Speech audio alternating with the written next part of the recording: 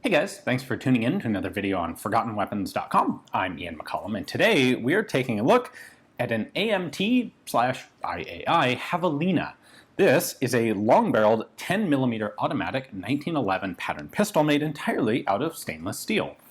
AMT was Arcadia Machine Tool, and they were actually the first people to introduce a stainless steel 1911, and frankly, they were one of the first non-military 1911s available on the civilian market. So they introduced this pistol, well, they introduced their standard 45 caliber copy of the 1911, which they called the Hardballer after 45 caliber hardball or full metal jacket ammunition. They introduced that in 1977, and they would go on a few years later to start manufacturing the Automag line of pistols, which brought them a lot more notoriety, a lot more recognition than their 1911 series, at least at that time.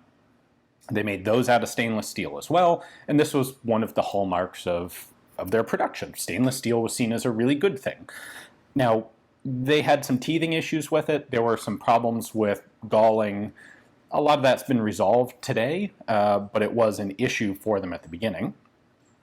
Anyway, they would end up manufacturing a wide line of 1911 style pistols. They had standard government model 5-inch 1911s.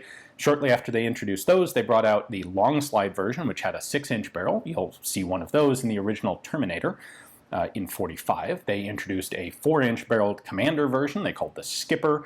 They did some cool stuff with, they had a version in 400 Corbon, which is basically, it's similar to 357 SIG, except it's 45 neck down to 40. Interesting idea. They offer those. And then in 1990, they started production of the Javelina line, which was in 10mm automatic, and they offered this both as a 5-inch standard model gun and also as a 7-inch humongous Longslide. So there are a couple little internal differences between this and a regular 1911, so let's take a quick look at those.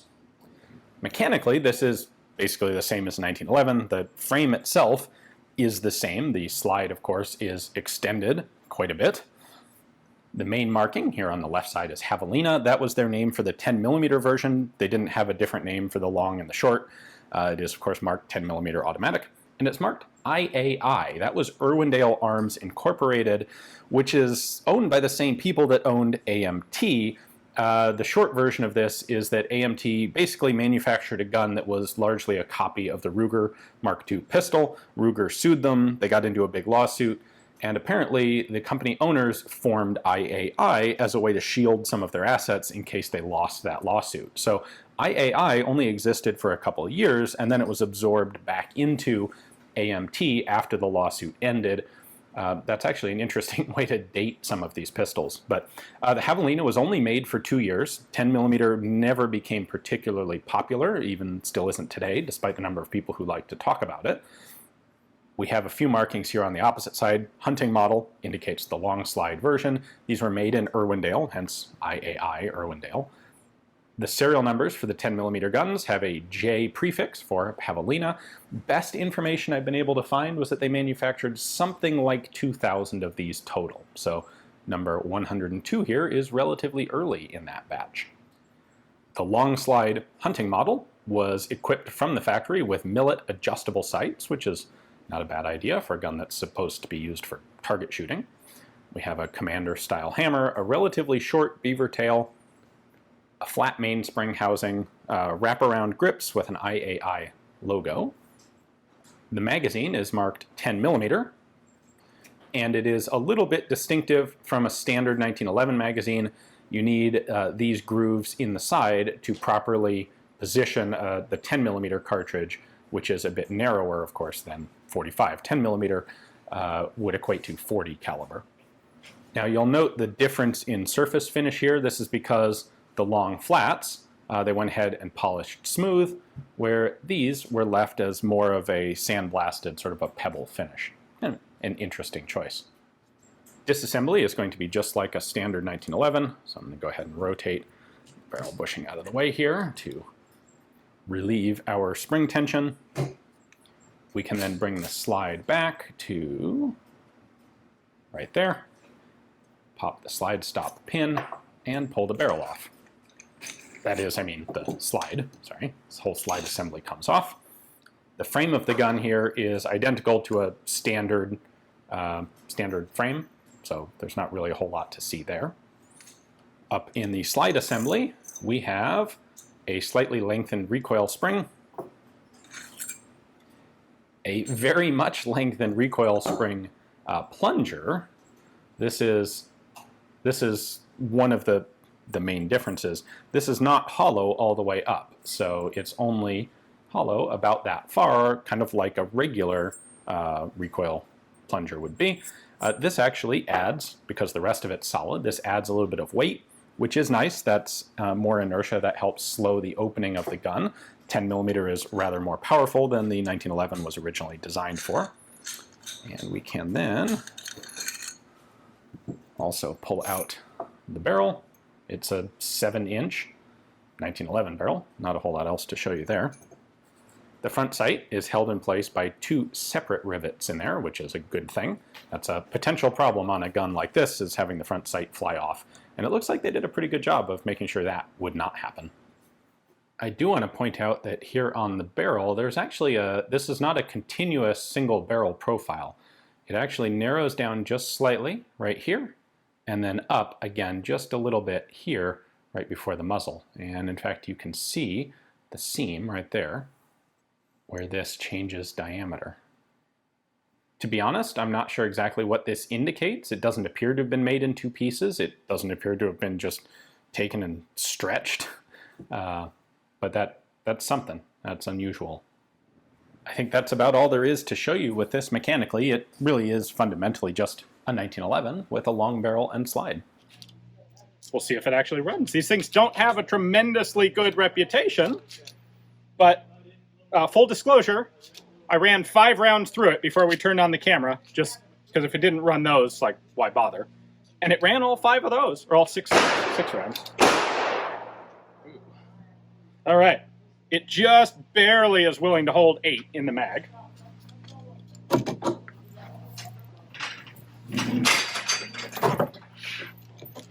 It should be able to knock down a popper plate at, what's this, 15 yards?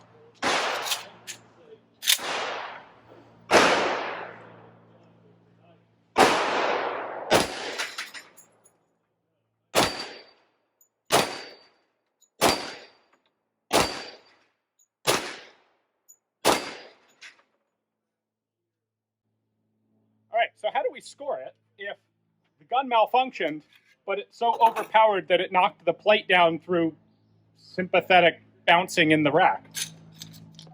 That's actually a remarkably pleasant gun to shoot.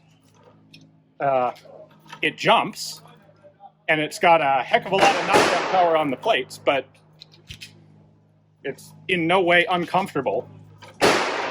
Load another mag.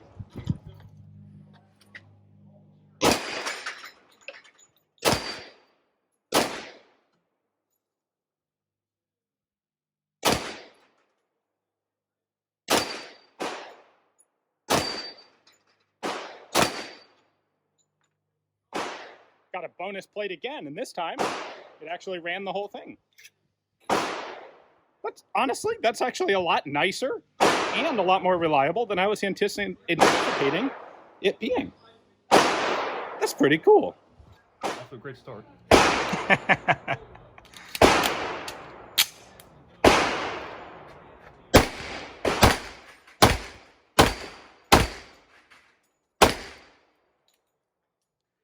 10mm gives you bonus points.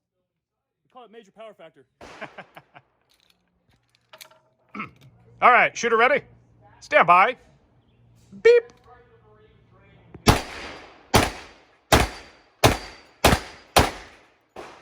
There you go. I think you got that last one through power factor. What do you think of the gun? That is, honestly, first off, it's my first ever 10mm shot. Second off, that's pretty smooth. I'm not gonna lie. It's better than I expected from AMT. Absolutely. All right, last chance. On this one. No pressure or anything. Shooter ready? Stand by. Beep.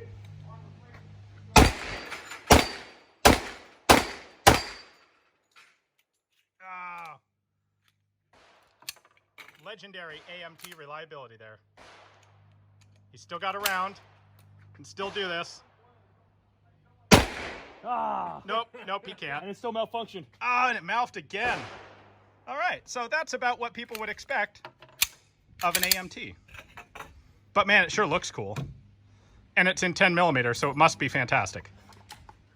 In the long term, the company wasn't successful. In 1998, it was sold to a different company called Javelina Industries. In 2001, those guys sold what had been AMT to High Standard, and in 2018, High Standard went out of business. So the company's lineage is effectively ended at this point, which leaves us with a number of remaining stainless steel 10mm automatic pistols. There are not a lot of 10mm autos out there, and so this is a cool additional one to get a chance to take a look at. Hopefully you guys enjoyed the video. Thanks for watching.